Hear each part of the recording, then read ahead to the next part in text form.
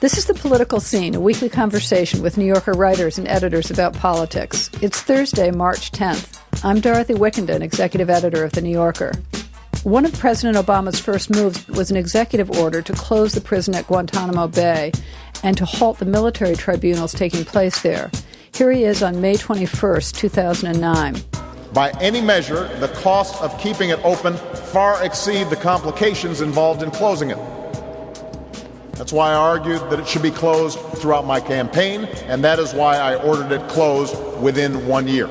2 years later, Guantanamo is still open, and on Monday he issued another executive order, this one allowing new military commission trials to proceed.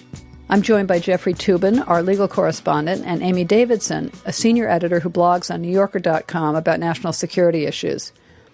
Jeff, what does this executive order mean, and was it inevitable? Well, I think it means he's going to keep a campaign promise because he said Guantanamo would be closed by the end of the Obama administration. And I think what this establishes, it will be closed by the end of the Sasha Obama administration. Look, this has been a fiasco. Guantanamo is not closing anytime in the remotely distant future. And I think the combination of political, military, and legal realities compelled this decision at this point. Amy? In terms of compelling the decision, the Obama administration, in a way, has made its own political reality. It's never really made the case for why, for example, it would be a good idea to try Khalid Sheikh Mohammed in New York and not in Guantanamo. It's never really gathered the momentum it needs to get this closed. It's managed to lose Congress, even members of its own party, on getting things like the money to move people from Guantanamo to federal trials. The Republicans have said recently that Obama has finally realized how useful Guantanamo is. Cheney said that recently, and McCain has said that. And there's a suspicion that they might be right, that he's not entirely comfortable with giving it up.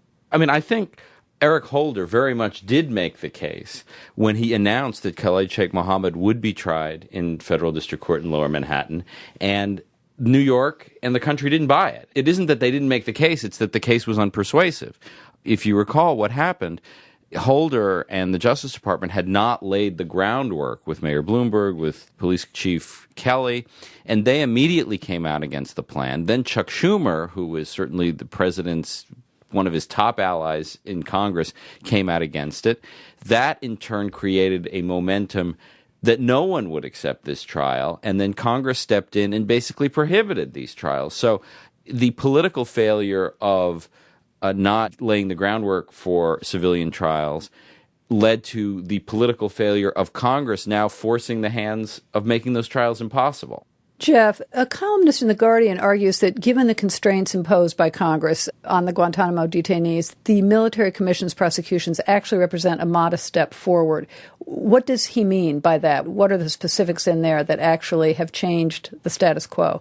The differences between military commissions and federal criminal trials have shrunk as the military commissions process has been, I think, improved. It is going to look very much like an American trial. There'll be defense attorneys. There'll be cross-examinations. There will be certain restrictions on the defense that are not present in civilian trials, inability to keep hearsay evidence out in terms of access to classified information. But military tribunals will look like real trials, and the defendants will have a real defense. They're not as good as civilian trials, so I don't think they will have as much credibility, but they will have some. The real other problem, though, apart from how the military tribunals look, is that in this plan, there are 48 detainees who aren't going to get a military trial, roughly 48, nobody knows exactly, who are just going to be held indefinitely without a tribunal or a trial. It's basically this category of we just can't figure these guys out. And who are they? Well, nobody knows exactly, and it really varies. In some cases, it's people who have been tortured. In some cases, it's people who we just don't really have good evidence against, but we have a vague idea that there's some threat. And at a certain point, you just need to take your case and go to court. And that's really the most disturbing category. We don't really want to deal with it, so we'll put these people in a box and think about it But will later. they be, Jeff, will they be in this state of suspension indefinitely? I thought this was one of the things Obama was going to be dealing with. No, in fact, Amy points out the real big problem here, which is, okay, some people will get civilian trials. That's appropriate. Military tribunals, by and large, pretty appropriate. But this third category, no one knows exactly how many. There are 172 people in total in Guantanamo now. The idea that you can keep this fairly substantial number of people year after year with only the most cursory review of their status, and apparently there are going to be some sort of informal reviews every 6 months or every year about them, that's the most troubling. There's, I think, a cursory paper review every 6 months, but then a real review every 3 years, which gives you a sense of the time frame. And what are they going to do with KSM, Khalid Sheikh Mohammed? I think it's pretty clear he'll get a military tribunal in Guantanamo, probably sooner rather than later. It's always amazed me that there's not more outrage that we caught one of the people involved in 9/11 8 years ago, and there still hasn't been a trial, that there's not been justice for people who were killed in the attacks, that there hasn't been a chance for the victims to sort of stand there and watch him get a sentence. And speaking of KSM, obviously a big issue in his case was that he had been waterboarded and he had been tortured, but he has also confessed on Al Jazeera, evidence that would be completely admissible in any court anywhere, that would basically end the case without requiring any use of evidence compelled by torture. So the fact that he has not been tried yet is especially disappointing because it doesn't sound like it would be that difficult a case to prove. I want to ask you about another moment in the speech that we just heard from Obama. Let's listen to him here on military commissions. Military commissions have a history in the United States dating back to George Washington and the Revolutionary War. They are an appropriate venue for trying detainees for violations of the laws of war. They allow for the protection of sensitive sources and methods of intelligence gathering. They allow for the safety and security of participants, and for the presentation of evidence gathered from the battlefield that cannot always be effectively presented in federal courts. Jeff, that seems like a pretty articulate laying out of his position. What is wrong with what he said there? There's not much wrong with what he said there. If the government decided tomorrow that every single person at Guantanamo would get either a civilian trial or a military commission, most people would not object. It is true that the defendant does not have as many rights in a tribunal, but as I said earlier, it is not a very significant difference. The problem is not everybody is going to get a military commission. Some people are going to just be stuck there in perpetuity, it seems, and that is pretty indefensible. Is there any value at all in keeping Guantanamo open? They are more or less compelled to keep it open now by federal law because Congress rebelled against the plan and prohibited the movement of detainees into the United States. I think it would be better symbolically and every other way to get them somewhere else. They were going to move them into this abandoned prison in Illinois. That plan seems to be dead. But now it seems like they have no choice. Just to go back to the quote from Obama, yes. I guess a couple of questions it raises is, what is a war and what's a battlefield? Some of these people weren't caught on battlefields. Some of them were brought to battlefields in that they were captured in Azerbaijan or in an apartment building in Pakistan and then brought to Bagram and then brought to Guantanamo.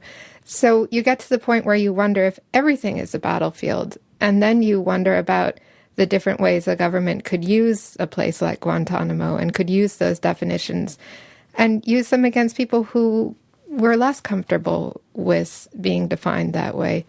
And I think that Jeff is right, that you get to the point where if it was just a matter of military commissions or civilian trials, you'd have one issue. But if you have the sense that it's possible for some evidence to just not be seen or evaluated, then you have a real problem going forward.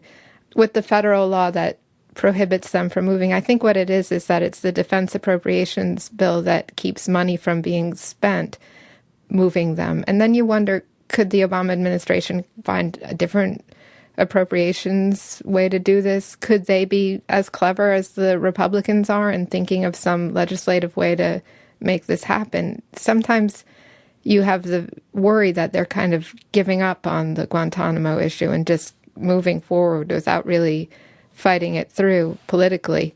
Amy, to shift the discussion just a little bit, in a recent blog post, you brought up another questionable detention measure. The lawyer of Bradley Manning, the soldier accused of leaking the WikiLeaks cable, says that his client is required to stand naked in front of his cell in the morning and sleep naked for his own protection. What is the military's explanation for that? They don't have a very clear explanation for it at all. At one point, they said that, well, it's not that he would be in danger if he had his underwear on when he stood in front of the cell for inspection, but then they'd have to wake him up like a minute earlier to put them on, and they couldn't do that. It just didn't make sense. It seems that either there's some information we don't have, or they're really not handling this case in a way that seems appropriate. I think the Manning case, there's a lot that it's a really, really complicated one, and it seems tied into efforts also on the part of the administration to think about whether it can bring a case against WikiLeaks, and that he seems to be a part of that thinking as well as just a part of his own story. And that's troubling. If they're looking at Manning as somebody who leaked classified information, look at that case, look at what he did or didn't do, and think about how it fits into ideas about whistleblowers and that. But if you're thinking about it in terms of using his case to also go after WikiLeaks, then that seems worrisome to me. Jeff? Not to me, actually. I mean, one of the things that prosecutors always do is try to use defendants whom you have a really good case against to build cases against people you have less of a case against. And I don't blame the administration for being deeply, deeply concerned about this massive theft of classified information that has then been sent all over the world. Now, whether they can make a case against Julian Assange or anyone else associated with WikiLeaks, I don't know. But to squeeze Bradley Manning to try to do it, that's certainly what I'd do if I were a prosecutor. Let's just pull back and ask a much broader question, which is, ever since 9/11, the country's legal system has been seriously challenged, as we've just been discussing in all these different cases. Has it been degraded, in your view? I don't think so. I think the Supreme Court, for much that we belabor it and much that it deserves belaboring, has played a very important and largely heroic role as a check on the Bush administration for its plans to deal with the detainees, restricting what the Bush administration could do in the Hamdan case and later in the Boumediene case. This is a hard problem. I don't think the rule of law is dead in the United States, but throughout our history, military national security issues have presented the most compelling, difficult problems for the legal system, and sometimes we succeed and sometimes we don't. Thank you both very much. Amy Davidson is a senior editor, and Jeffrey Toobin is the New Yorker's legal correspondent. This has been The Political Scene from The New Yorker. I'm Dorothy Wickenden. You can subscribe to this and other free New Yorker podcasts in the iTunes Store. To download the weekly audio edition of the magazine, go to the iTunes Store or audible.com. And the new New Yorker iPad edition can be found in the iTunes App Store.